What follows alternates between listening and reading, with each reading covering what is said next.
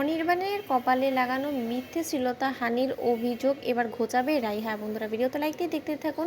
কোয়েল যখন press conference করে সকলের সামনে বেচারি সাজার চেষ্টা করতে থাকে, ঠিক সেই মুহূর্তে কোয়েল মিথ্যে বানিয়ে বানিয়ে অনির্বাণের নামে ভুয়া তথ্য ছড়াতে থাকে এবং মিডিয়া চ্যানেলগুলোতে অনির্বাণের বিরুদ্ধে অপপ্রচার চালানোর চেষ্টা করতে থাকে। ঠিক সেই মুহূর্তেই রাই সেই প্রেস কনফারেন্সে গিয়ে হাজির হয় এবং বলতে থাকে যে কোয়েল, তুমি ভুলে যাও না যে তুমি কত বড় একটা অপরাধ করছো, তোমার এই অপরাধের কোনো ক্ষমা হবে না। একটা সময় কিন্তু আমিই ছিলাম সেই মানুষটা যে কিনা তোমাকে তোমার বিপদের দিনে তোমাকে আশ্রয় দিয়েছিলাম, তোমাকে আমার বাড়িতে মাথা গোঁজা ঠাইয়ে একটা জোগাড় করে দিয়েছিলাম, কিন্তু তার বিনিময়ে যে তুমি এরকম নোংরা মুগল করবে সেটা কোনো তো কল্পনাও করতে পারিনি। ঠিক সেই সময় কোয়েল বলতে থাকছে, দেখেছেন তো আপনারা এই মহিলাটা ঠিক কতটা অবাধ্য, নয়তো বা সে তার স্বামীর এই অপকর্মগুলোকে কি করে প্রশ্রয় দিয়েছে আপনারাই বলুন না। হাজার হোক, সেও তো একজন নারী, নারী হয়ে আরেকজন নারীর সাথে এরকম হিংস্র ব্যবহার করেছে তার স্বামী, তার সত্ত্বেও সে উঁচু গলায় কথা বলতে। ঠিক সেই সময় অনির্বাণের হয়ে রাই প্রেস কনফারেন্সে মিডিয়ার লোকেদেরকে জিজ্ঞেস করতে থাকে, তাহলে আপনারাই বলুন তো, একজন স্ত্রী হয়ে আমি আমার স্বামীর হয়ে লড়াই করবো না তো কার জন্য করবো? আমি এই মিথ্যেবাদী মহিলাটার জন্য লড়াই করবো যে কিনা দিনের পর দিন আমার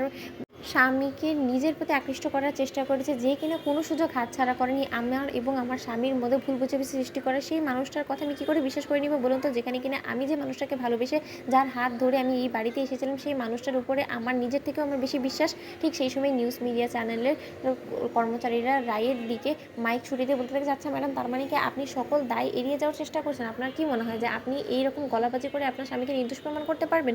ঠিক সেই সময় অনির্বাণের হয়ে রাই বলতে থাকে যে আমি কোনো মতেই এই জিনিসটা বিশ্বাস করি না যে অনির্বাণ এরকম একটা জঘন্য কাজ করতে পারে। ও কোনো মতেই একজন মেয়েকে অসম্মান করতে পারে বা ওর শ্লীলতাহানি করার চেষ্টা করতে পারে। সেই রকম কোনো শিক্ষাই অনির্বাণ আজ অব্দি পায়নি। ঠিক সেই সময় নিউজ মিডিয়ার রিপোর্টার্সরা বলতে থাকে যে তাহলে ম্যাডাম আপনি কেন আপনার সংসার ছেড়ে চলে গিয়েছিলেন বলুন তো? তার মানে কি অনির্বাণে আসলেই সত্যকার অর্থে কোয়েলের সাথে নোংরামোগুলো করেছিল আর সেটা আপনি হাতে নাতে ধরে ফেলেছিলেন বিধায় কি আপনি তার উপরে অভিমান করে বাড়ি ছেড়ে চলে গিয়েছিলেন? ঠিক সেই সময় কোয়েল বলতে থাকে, তাহলে এবার আপনারাই এই জিনিসটা খতিয়ে দেখার চেষ্টা করুন যে ঠিক আসল অপরাধীটা এর মাঝখানে কে। যদি আমি হয়ে থাকি তাহলে আমি নিজে বলছি আপনাদেরকে যে আপনারা যে শাস্তি আমাকে দিবেন সেই শাস্তি আমি মাথা পেতে নিব, কিন্তু এর বিনিময়ে যদি অনির্বাণ এই পেছনে কোনো মতে জড়িত থাকে তাহলে ওর সুষ্ঠু বিচারের দাবি আমি আপনাদের কাছে করছি। কারণ আমি তো একজন অসহায় মানুষ, আমি আমার ছোট্ট মেয়েটাকে নিয়ে কোথায় যাবো বলুন? তার থেকে বড় কথা, এখন যে আমি গর্ভ অবস্থায় আমার সন্তানটাকে গর্ভে নিয়ে ঘুরছি, সেই সন্তানের দায়ভার কে নিবে, এই সন্তানের দায়িত্ব কে নিবে, তার প্রশ্ন আমি আপনাদের দিকে ছুড়ে দিলাম। ঠিক সেই সময় রাই বলতে থাকে যে তুমি সত্যকার অর্থেই বলছো যে অনির্বাণের সন্তানেরই তুমি মা হতে চলেছো?